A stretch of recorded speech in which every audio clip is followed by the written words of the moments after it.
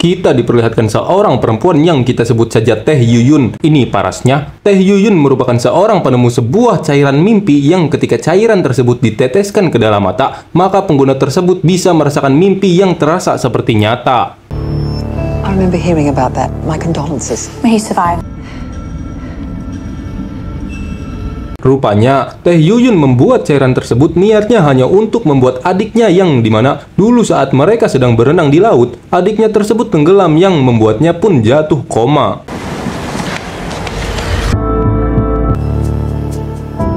Dia mengharapkan adiknya tersadar kembali dengan cara membuat suatu program yang sudah disetting dengan memori yang adiknya alami saat tenggelam dan berharap adiknya itu akan sadar kembali. Namun, sejak dia melakukan banyak sekali penelitian, adiknya pun tak kunjung sadar.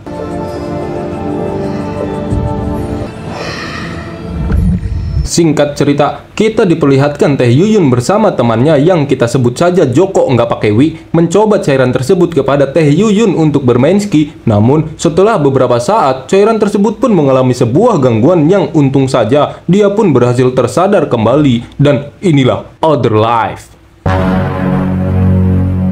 Kita diperlihatkan rekan dari Tae Yuyun yang kita sebut saja Suha. Ini congornya, saat Tae Yuyun tiba di sana, Suha sedang mempromosikan cairan mimpi kepada sang investor dan menjanjikan bahwa cairan tersebut akan siap dirilis 6 hari lagi. Suha pun memberikan informasi bahwa cairan itu bisa untuk segala hal, seperti melakukan aktivitas olahraga, rehabilitas, membenarkan genteng bocor, pasang galon, servis kompor, dan lain-lain.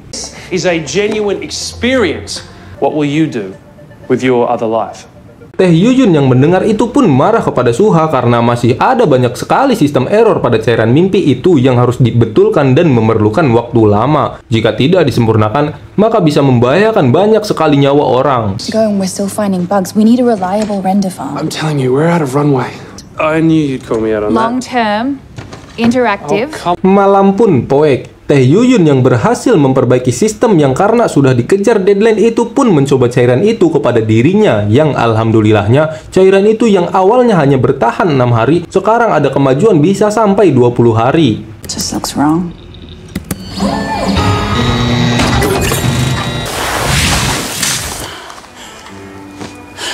Tak berselang lama, datanglah pacar dari Tae Yuyun yang kita sebut saja sebagai Udin. Ini parasnya, Udin yang sudah lama tidak mendapatkan jatah malam Jumat pun mengajak Tae Yuyun untuk makan bersama dan menjalani hal romantis lainnya. Namun, dikarenakan Tae Yuyun yang sudah dikejar deadline dan ingin cepat memperbaiki sistem yang rusak untuk kesembuhan adiknya pun menolak. Bitch about the boss. He's not my boss, he's my partner. Hey, yo.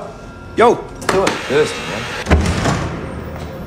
Singkat cerita, setelah beberapa sistem sudah diperbaiki, Tae Yuyun pun bergegas ke rumah sakit yang dimana dia akan mencoba kepada adiknya yang sedang koma dan alangkah senangnya Tae Yuyun yang melihat adiknya berkedip setelah diteteskan cairan mimpi tersebut.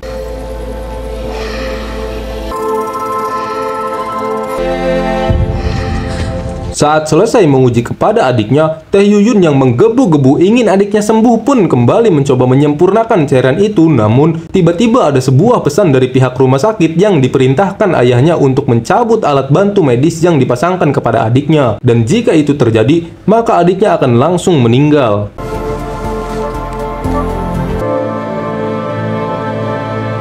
Saat pagi tiba, Tae Yuyun yang merasa kesal pun kepada ayahnya mencoba menemui sang ayah di kampus tempat dia mengajar. Alih-alih ayahnya membatalkan niat untuk mencabut alat bantu pada adiknya, ayahnya sudah membulatkan niat yang dikarenakan dia sudah tidak sanggup membayar biaya rumah sakit yang sangat mahal. You can't unplug him without my consent. Just your support. Rupanya, cairan mimpi itu adalah penemuan dari sang ayah yang dihentikan karena bisa berbahaya bagi saraf manusia. I'm not asking you for your permission. Di siang harinya, saat Tae Yuyun tiba di kantor, Suha memberikan sebuah kabar bahwa Menteri Sosial berminat membiayai seluruh penelitian mereka asalkan Suha menambahkan sistem penjara kepada cairan mimpi itu. Jadi, 1 menit di dunia nyata sama dengan 1 tahun di dunia mimpi. Tae Yuyun menolaknya dan dia hanya berfokus pada cairan itu agar tidak membahayakan sistem saraf manusia. I wasn't digging or anything, it's just... No, just your time, energy, and extra strain on our infrastructure. Kemudian, Tae Yuyun pun pergi ke apartemen Udin dan dia ingin pacarnya itu menguji cairan mimpi yang telah disempurnakan olehnya. Tak disangka, Udin sangat amat kagum dengan hasil yang telah dikerjakan oleh Tae Yuyun. Saat Tae Yuyun lengah, Udin pun diam-diam mencoba meneteskannya kembali cairan itu ke matanya dan tiba-tiba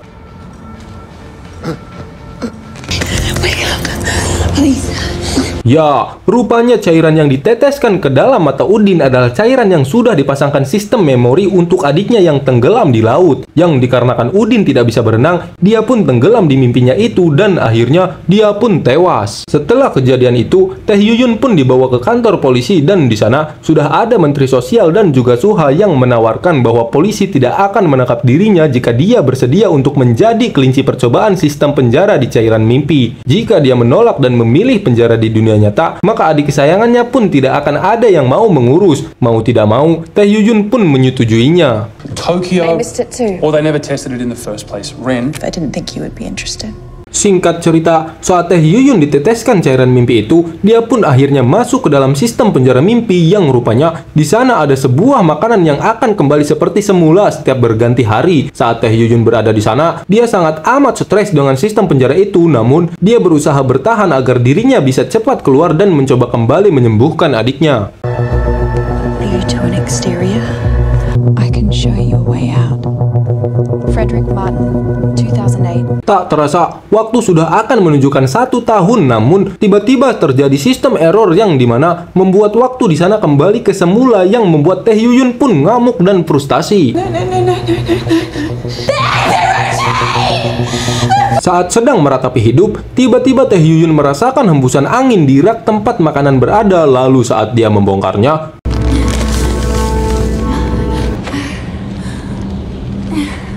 ya, ternyata selama ini dia tidak pernah berada di sebuah penjara mimpi, melainkan selama 1 tahun full dia berada di sebuah ruangan buatan Suha dan dia pun menjadi kelinci percobaannya. Lalu kemudian Tae Yuyun pun bergegas melaporkan kejadian itu kepada polisi, namun saat mereka tiba, ternyata ruangan tersebut sudah hilang. It's my company.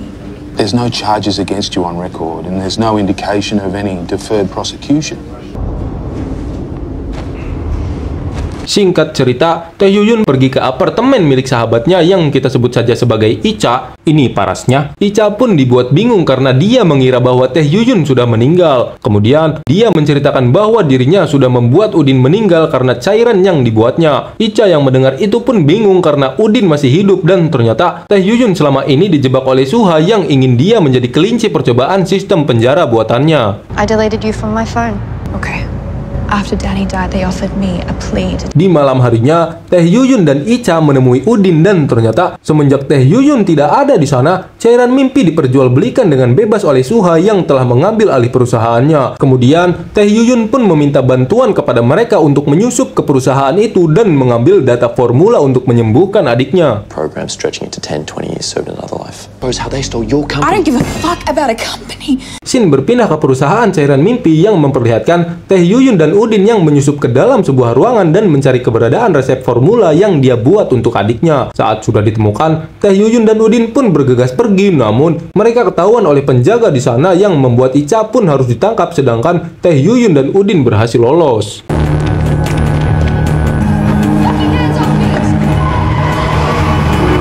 Mereka pun pergi ke rumah ayah Tae Yuyun dan saat sampai di sana, Tae Yuyun terus mencoba menyempurnakan kembali formula yang dapat menyembuhkan adiknya semalaman.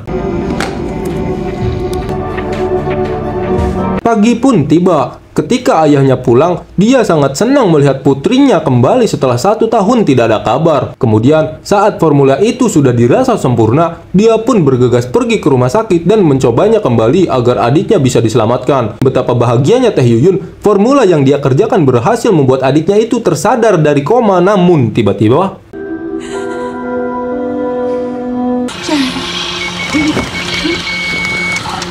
Ya, adiknya pun tewas seketika dan saat Tae Yuyun meratapi kesedihannya itu, Suha tiba-tiba datang dan bilang bahwa bagaimanapun memori yang telah dibuat Tae Yuyun untuk menyelamatkan adiknya, dia tidak akan pernah bisa menyelamatkan adiknya karena ingatan terakhirnya hanyalah ketika dia tenggelam. Saat sedang berbincang, terlintas sebuah siluet Suha yang menyuruhnya bangun, yang ternyata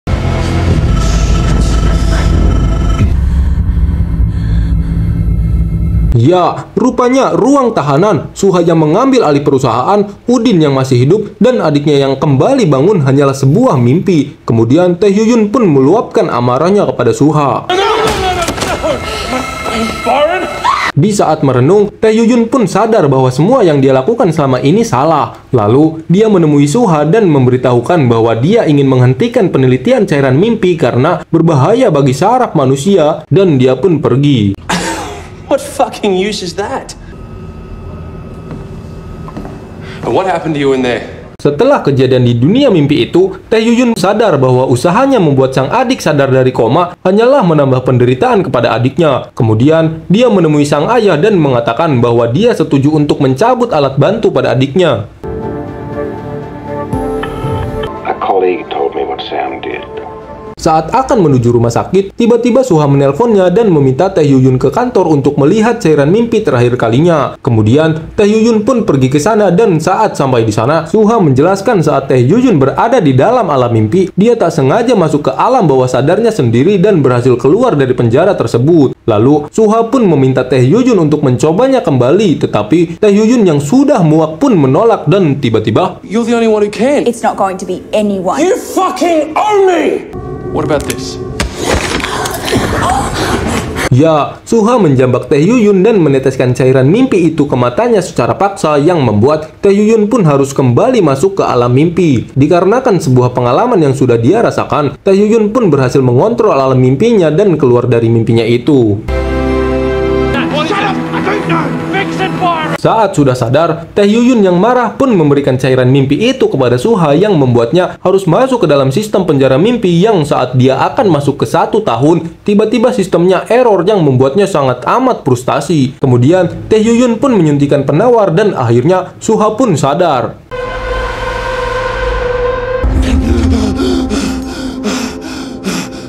Setelah merasakan kengerian dan betapa stresnya berada di dalam sistem penjara cairan mimpi itu, Suha memutuskan untuk menghentikan seluruh penelitian tentang cairan mimpi. Keesokan harinya, kita diperlihatkan Taehyuyun bersama sang ayah yang berada di depan kasur yang selama ini selalu ditempati oleh sang adik. Tamat ending yang sangat mengyuyunkan. Maut itu pasti, dan hidup itu sementara. Jadi, jangan sia-siakan waktu karena hidup tidak akan selamanya. Sadarilah bahwa kita hanyalah seorang tamu di dunia ini dan kematian sudah menunggu di ujung perjalanan. Adios, saya Kumed, undur diri.